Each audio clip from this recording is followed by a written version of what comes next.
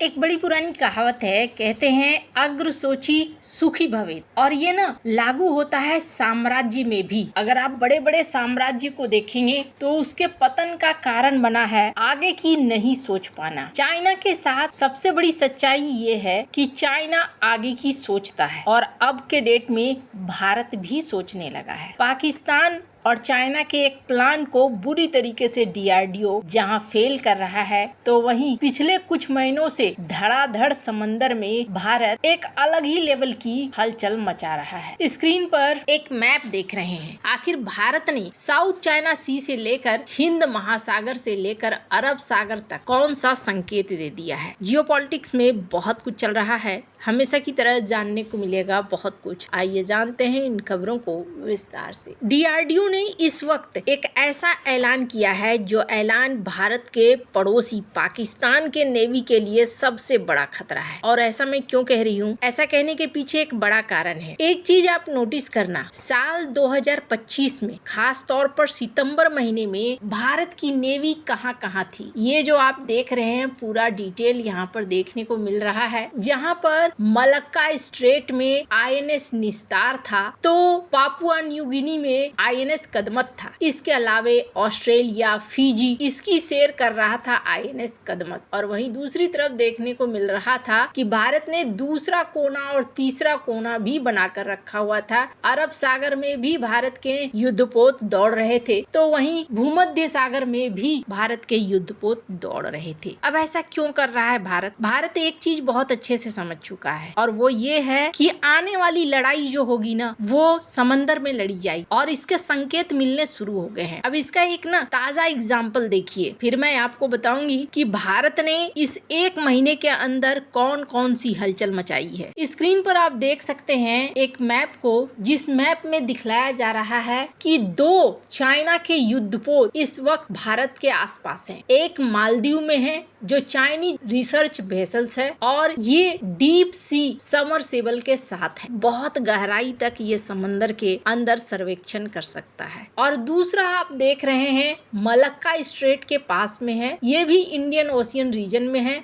ये भी Chinese research vessel है। अब ये इस इलाके में क्या कर रहे हैं, ये इस इलाके में मैपिंग कर रहे हैं। सबसे बड़ी चीज ये है, साउथ चाइना सी में चाइना ने अपने वर्चस्व को फैला लिया है। शुरुआती दौर में चाइना साउथ चाइना सी में जब आर्टिफिशियल आइलैंड बना रहा था, तब जब देशों ने सवाल करना शुरू कर दिया तो उन्होंने कहा नहीं, ये तो हम समंदर में सिर्फ यूं ही बना रहे हैं ताकि हमारे सैनिक कभी कभी आराम कर सके। लेकिन बाद में पता चला कि आर्टिफिशियल आइलैंड उनके बेस के रूप में बदल गए, और बाद में 9 डैश लाइन और 11 डैश लाइन की बात होने लगी। अब साउथ चाइना सी का मामला निपटाने के बाद लगभग निपटा चुका है चाइना, क्योंकि यहाँ जो छोटे छोटे देश हैं, इन देशों के अंदर उतनी ताकत नहीं है कि ये लड़ पाए। हाँ, भविष्य में एकजुट होकर अगर लड़ते हैं तो देखने वाली बात होगी। लेकिन चाइना ने अब धीरे धीरे अपना प्रभाव इंडियन ओशियन में फैलाने के लिए प्लान बनाना शुरू किया है। चाइना के यहाँ आने का मतलब ये नहीं है कि चाइना कल को अपनी नेवी लेकर यहाँ घुस जाएगा। चाइना अभी आश्वस्त नहीं है। चाइना बिना किसी प्लान के कोई काम नहीं करता है। चाइना का ये प्लान हो सकता है 5 साल का हो, 7 साल का हो, और ये इस पूरे इलाके को मैप करना चाहता है, अच्छे से समझना चाहता है। साथ ही साथ ये जो रिसर्च वेसल इस वक्त है यहाँ पर मौजूद, ये कहीं ना कहीं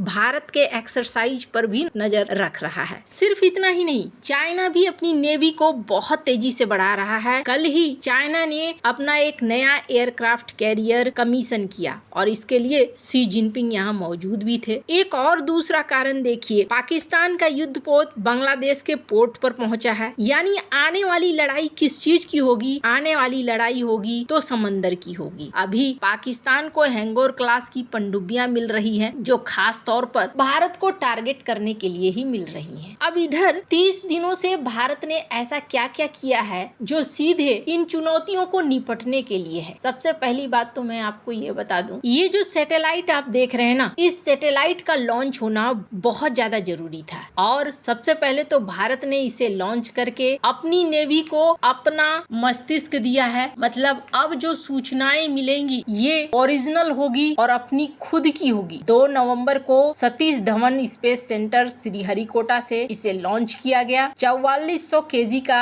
GSAT-7R ये सबसे ज्यादा हैवी कम्युनिकेशन सैटेलाइट है जो भारत के आत्मनिर्भर प्लान के तहत लॉन्च किया गया है और ये भारत की नेवी को गाइड भी करेगा, साथ ही साथ इंफॉर्मेशन भी देगा। इसके अलावा स्क्रीन पर एक और आर्टिकल देख सकते हैं, INS इच्छक। ये एक रिसर्च वेसल है जिसे भारत ने कमीशन किया है। ये हाइड्रोग्राफिक सर्वे वेसल्स है। इसका काम क्या है? इसका काम है समुद्र की गहराई को देखना। ये जहाज समुद्र की तली को 3D में मैप करता है, हर इंच को। पनडुब्बी के लिए ये रास्ता बनाता है। इसके अलावे अल्ट्रा डीप वाटर्स में यानी काफी गहराई में इस तरीके का सतह है उसका भी पता करता है। मिनरल हंटिंग में भी ये काम आएगा। स्क्रीन पर एक आर्टिकल देख सकते हैं, भारत की तरफ से कहा गया कि हर 40 दिन में एक न एक युद्धपोत तैनात हो रहा है। भारत इस रफ्तार से काम कर रहा है। लेकिन अब जो सबसे बड़ी चीज है जिसने इस वक्त पाकिस्तान को टेंशन में ला दिया है वो है DRDO का deep strike electric heavyweight torpedo. क्या है ये टॉर्पीडो? समंदर के अंदर सबमरीन से फायर होने वाला ये नया टॉर्पीडो 800 मीटर तक की गहराई तक हमला करने में सक्षम होगा। अभी भारत की जो टॉर्पीडो हैं वो 600 मीटर की